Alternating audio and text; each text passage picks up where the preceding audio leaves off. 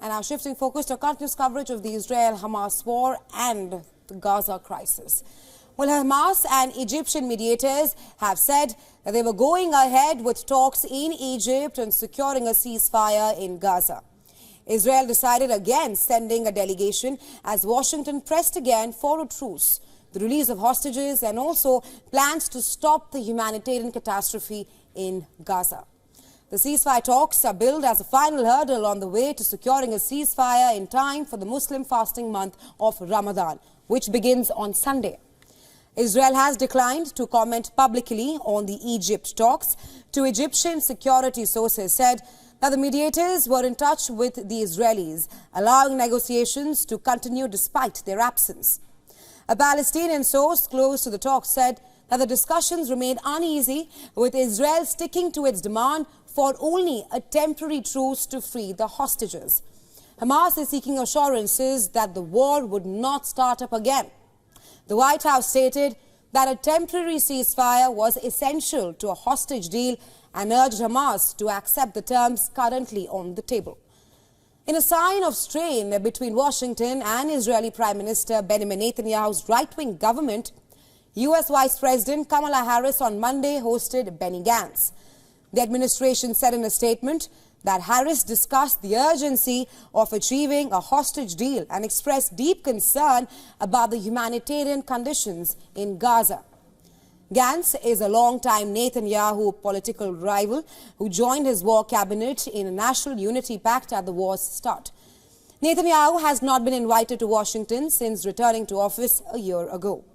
White House National Security spokesperson John Kirby said that U.S. is still hopeful to conclude a ceasefire for hostages deal by the start of Ramadan, but Hamas has not agreed on it yet. The proposal envisions a truce of about 40 days, during which militants would free around 40 hostages in return for some 400 detainees from Israeli jails. Not only that, but also Israel would pull back from some areas, more aid would be allowed into Gaza, and residents would be permitted to return home as well.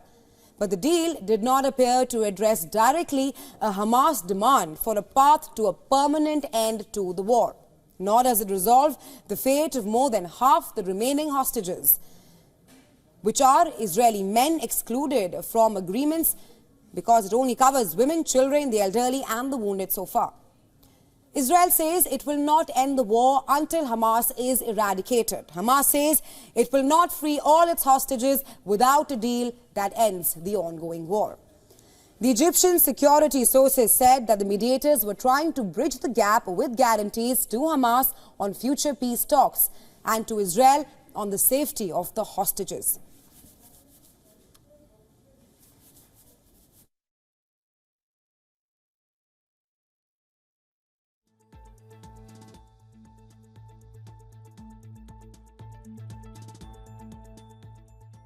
Palestinian official close to the negotiations disputed the U.S. contention that Israel had agreed to the deal and Hamas was holding it up.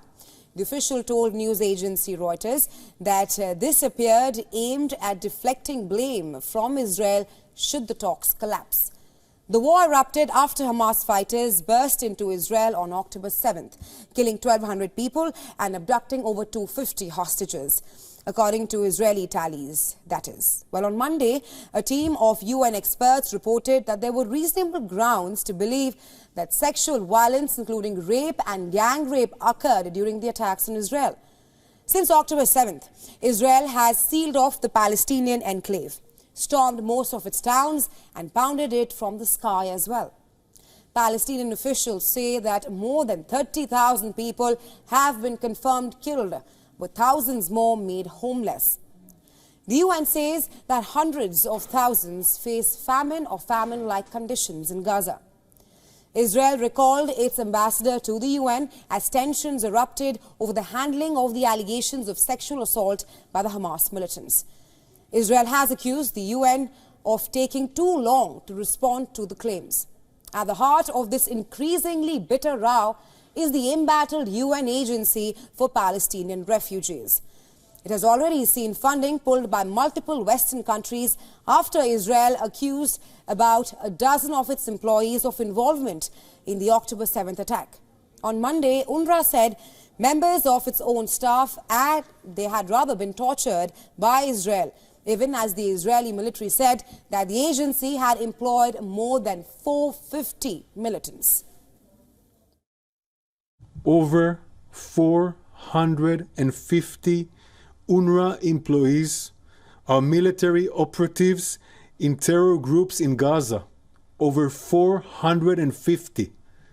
This is no mere coincidence. This is systematic. There is no claiming we did not know.